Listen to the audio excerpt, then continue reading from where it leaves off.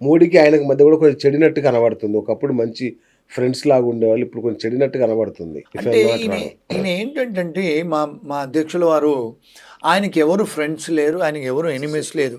ఆయన over night decision తీసుకుంటారు. ఆయనకి ఇష్టం లేకుండా ఎవరైనా ఏదైనా చేస్తే డిసిషన్ తీసేసుకుంటారు ఆయన. ఎందుకంటే ఆయన వాళ్ళ పార్టీ వాళ్ళని కూడా సంప్రదించారు ఆయన. ఎందుకంటే ఆయన మొదటి నుంచి రాజకీయవేత్త కాదు, వ్యాపారస్తుడు. ఒక కౌన్సిలర్ అయింది లేదు, ఎమ్మెల్యే అయింది లేదు, ఎంపీ అయింది లేదు. ఆయనే నేరుగా 2 సార్లు ప్రెసిడెంటే అయ్యారు ఆయన. మరి ఆ మెచ్యూరిటీ, ఆ బిజినెస్ మ్యాను, ఆయన richest man in the world కదా, ఆయనకు ఆయన లెవెల్లోనే చేస్తారు. సో రాజకీయ పరంగా అడ్వైజులు తీసుకొని ఆయన దగ్గర ఎవరైతే అడ్వైస్ తీసుకొని డెసిషన్ తీసుకోరు వారు. సార్ ఇప్పుడు ఫెడరల్ కోర్ట్స్‌లలో చాలా వాటిలలో కేసులు పడ్డాయి గదా! ఈ $1,00,000 ఇష్యూ మీద. మరి తాత్కాలికంగా స్టే ఏమన్నా వచ్చే ఛాన్స్ ఉందా సార్? టెంపరరీ స్టే ఏమన్నా ఛాన్స్ ఉందా? అంటే ఎంత బలంగా ఉంది? అందరూ వెయిట్ చేస్తున్నారు దానికోసం. డెఫినెట్గా వస్తుందండి. హ్మ్. అంటే నా వ్యూ అది. సార్. ఎందుకంటే ఈ ఫ్యాక్టర్స్ జడ్జెస్ అన్ని చూస్తారు. ఓకే. అంటే రాజ్యాంగ పరంగా చేస్తున్నారా.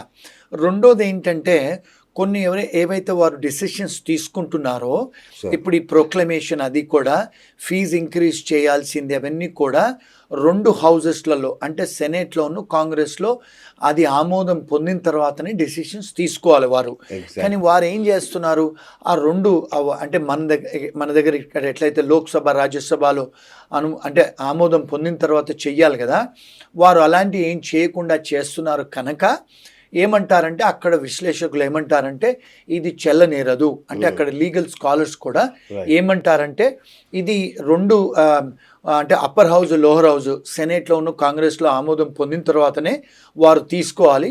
చాలా మటుకు వారు డిసిషన్స్ ఏదైతే తీసుకుంటున్నారో అందులో ఆమోదం పొందకుండానే తీసుకుంటున్నారు కనుక చెల్లనేరదని కొంత విశ్లేషణ. ఎందుకంటే గూగుల్, మైక్రోసాఫ్ట్ లాంటివి అనుకోండి $1,00,000 కట్టి తెచ్చుకుంటారు వాళ్ళ ఎంప్లాయీస్‌ని. ఎంతమంది అంటే అంత తెచ్చుకుంటారు. కానీ స్టార్టప్ కంపెనీల పరిస్థితి ఏంటి? అదేనండి, ఇప్పుడు దాన్ని డిస్క్రిమినేషన్ ఎఫెక్ట్ కదా. కదా. ఇప్పుడు మీరు పెద్ద కంపెనీస్కు మీరు ఫేవరెటిజమే కదా.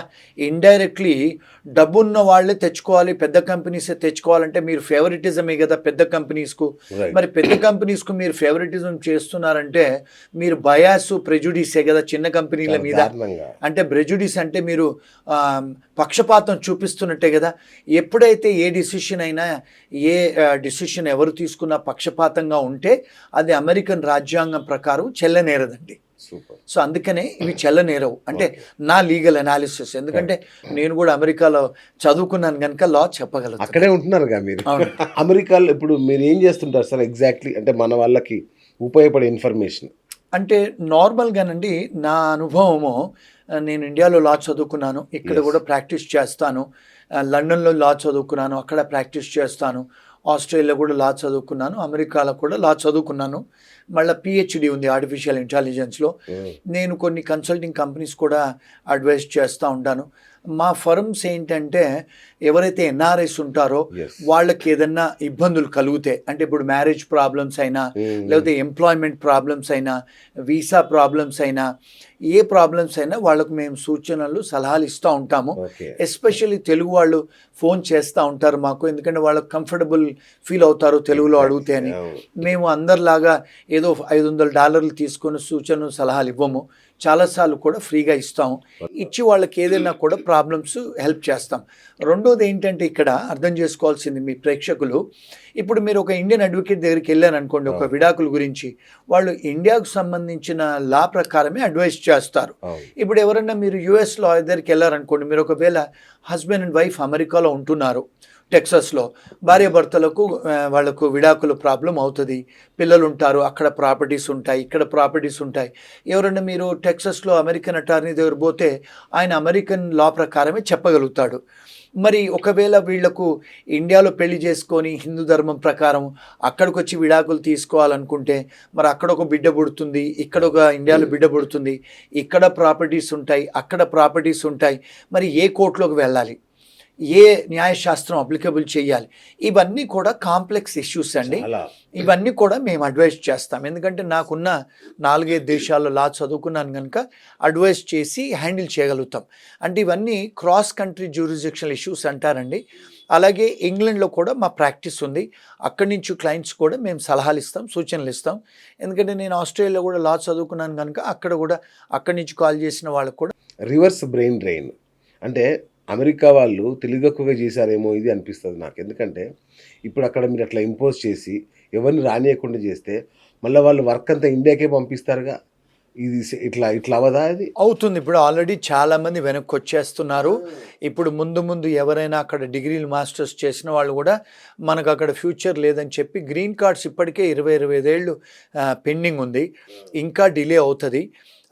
రెండోది ఏంటంటే ఇలాంటి పాలసీస్ వచ్చినప్పుడు కంపెనీస్ కూడా హైర్ చేయడానికి ఉండదు, ఎందుకంటే వాళ్ళ దగ్గర అంత ధనం ఉండదు, డబ్బు ఉండదు.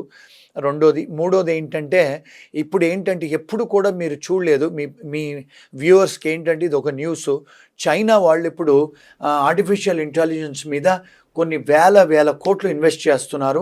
అమెరికాలో ఉన్న కంపెనీస్ని కూడా కొంటున్నారు చైనీసు. ఇప్పుడు ఎప్పుడు కూడా చైనీసు ఇండియన్ హైటెక్ ప్రొఫెషనల్స్కు వర్క్ పర్మిట్స్ ఇచ్చిన దాఖలాలు లేవు. ఇప్పుడు చైనా వాళ్ళు ఇప్పుడు మన ఇండియన్స్ను ఇన్వైట్ చేస్తున్నారు, జాపనీస్ ఇన్వైట్ చేస్తున్నారు, జర్మనీ వాళ్ళు ఇన్వైట్ చేస్తున్నారు. మన యంగ్ ఇండియన్ ప్రొఫెషనల్స్ని వాళ్ళు వర్క్ పర్మిట్ చేసి పిలుస్తున్నారు వాళ్ళు. అంటే చాలామంది ఇప్పుడు అవుట్ సైడ్ అమెరికా ఆలోచిస్తున్నారు ఇప్పుడు. So that is going to be a reverse brain drain. డెఫినెట్గా జనాలు బయటి కంట్రీస్కి ఆలోచిస్తున్నారు ఇప్పుడు. అంతే కదా సార్. అట్లాగే సార్ ఇప్పుడు ఓపీటీ మీద ఉన్న విద్యార్థులు కానీ స్టూడెంట్స్ కానీ ఈ కుటుంబ సభ్యులు H4 మీద ఉన్న కుటుంబ సభ్యులు కానీ వీళ్ళ పరిస్థితి ఏంటి సార్? వాళ్ళకి ఇబ్బంది కాదా? ఎందుకంటే ఆటోమేటిక్గా ఉద్యోగాలు తగ్గిపోతున్నాయి, ఆటోమేటిక్గా అవకాశాలు తగ్గిపోతున్నాయి. వీళ్ళ పరిస్థితి ఏంటి?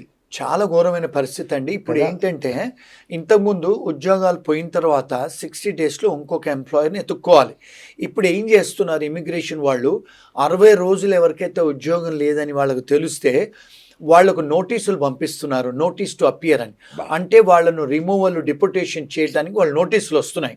అంటే ఇప్పుడు భయంకరమైన టైం ఇది.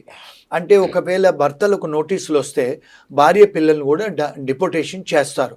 సో ఈ మధ్యకాలంలో మా ఆఫీస్కు చాలా కాల్స్ వస్తున్నాయి అలాంటివి. సో అందుకని జాగ్రత్తగా ఉండాలి. ఎవరికైతే ఉద్యోగం పోద్దో, ఎవరైతే ఎంప్లాయర్లు రివోక్ చేస్తారో వీసాలు, జాగ్రత్తగా అక్కడ ఉండి అరెస్ట్ అయ్యి డిపోటేషన్కు మీరు గురి కావద్దండి. మీరు అలాంటి ఏమైనా 60 డేస్లో మీకు ఒకవేళ ఎంప్లాయర్ దొరకకపోతే మీ భార్య పిల్లలు తీసుకొని వెనక్కి రావటమే బెటర్. అది నా సజెషన్ అండి. ఇది లీగల్ అడ్వైస్ కాదు. అంటే ఏదైనా ఉంటే అక్కడ లోకల్ లాయర్స్ని తెలుసుకొని సంప్రదించండి. But you have to be careful నా. Hi friends, thank you for watching this video. ఈ వీడియో కనుక మీకు నచ్చినట్లయితే దయచేసి లైక్ చేయండి, షేర్ చేయండి. ముఖ్యంగా మా ఛానల్ 24/7 న్యూస్ టీవీని సబ్స్క్రైబ్ చేసుకోండి. ఆ తర్వాత మీ విలువైన అభిప్రాయాల్ని, మార్పులు, చేర్పులు, కావాల్సిన వీడియో ఏమన్నా ఉంటే మన వీడియో కింద కామెంట్ సెక్షన్లో కామెంట్ రూపంలో తెలియజేయండి. నమస్కారం, సాయిదంచిక మాట్లాడుతున్నాను. ప్లీజ్ సబ్స్క్రైబ్, షేర్, లైక్ చేయండి 24/7 టీవీ ఛానల్. హాయ్ నమస్తే, నేను మీ Sonia Akula. Please subscribe to 24/7 news TV. Hi అండి, అందరికీ నమస్తే. నేను Mankota Prasad. Please do subscribe 24/7 news TV. Political, entertainment and infotainment updates కోసం like, share, subscribe 24/7 news TV.